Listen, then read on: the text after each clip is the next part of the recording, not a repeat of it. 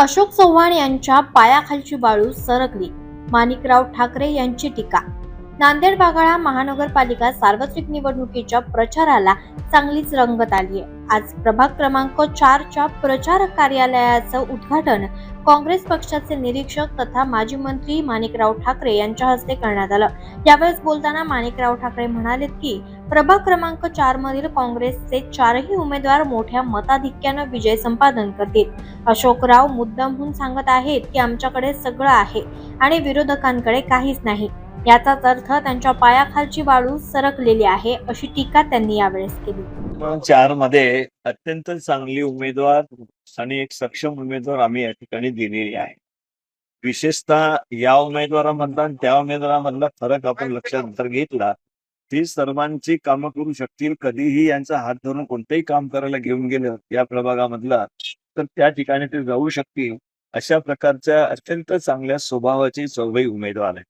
त्यामुळे प्रभाग 4चा जो प्रभाग आहे तो 100% या ठिकाणी काँग्रेस जिंकेल अशा प्रकारचा विश्वास आहे. आणि या ठिकाणी आमचे सन्माननीय खासदार साहेब त्यांनी सुद्धा लक्ष घातलेलं आहे. पेटमोगरेकर असतील, मोरेजी असतील, सगळे विशेषतः आनंदरावजी पाटील या ठिकाणी उभे आहेत. त्यामुळे सगळ्यांच्या एक भूमिका भावना आहे की अशा प्रकारचं एक चांगलं पॅनल की जे या भागामधल्या प्रभाग 4 मधल्या सर्व कामाकडे लक्ष देऊन ते सोडू शकतील आणि सहज उपलब्ध होणारे त्यांच्या कामाकरता अशी 4 उमेदवार आहेत. त्यामुळे आम्हाला खात्री आहे की हे 4 उमेदवार काँग्रेस पक्षाची या ठिकाणी जिंकतील. याच ठिकाणी आपण 4 सिलेवर लढत नसून ही एकीच लढत आहे. त्या अशोकराव मुद्दाम ते सांगतात म्हणजे तुम्ही लक्षात घ्या. असं ज्या वेळेला बोलल्या जातं ना, यांच्याकडे काहीच नाही आमच्याकडे सगळं आहे, त्यावेळेला एक लक्षात घ्यायचं की त्यांच्या पायाखालची वाळू सरकलेली आहे या ठिकाणची. आणि या ठिकाणी 4 प्रभागामधले जे उमेदवार आहेत अत्यंत सक्षम आहेत, चांगली उमेदवार आहेत, चांगल्या स्वभावाचे आहेत.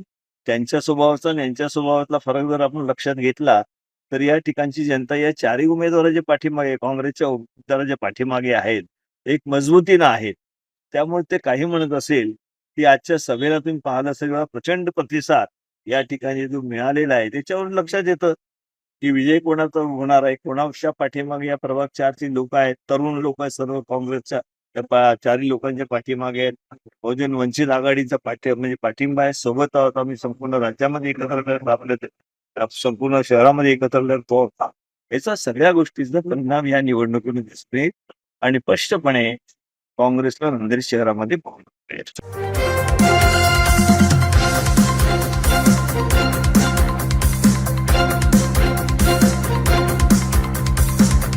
समाज साधना न्यूज, समाजहितासाठी सदैव अग्रेसर.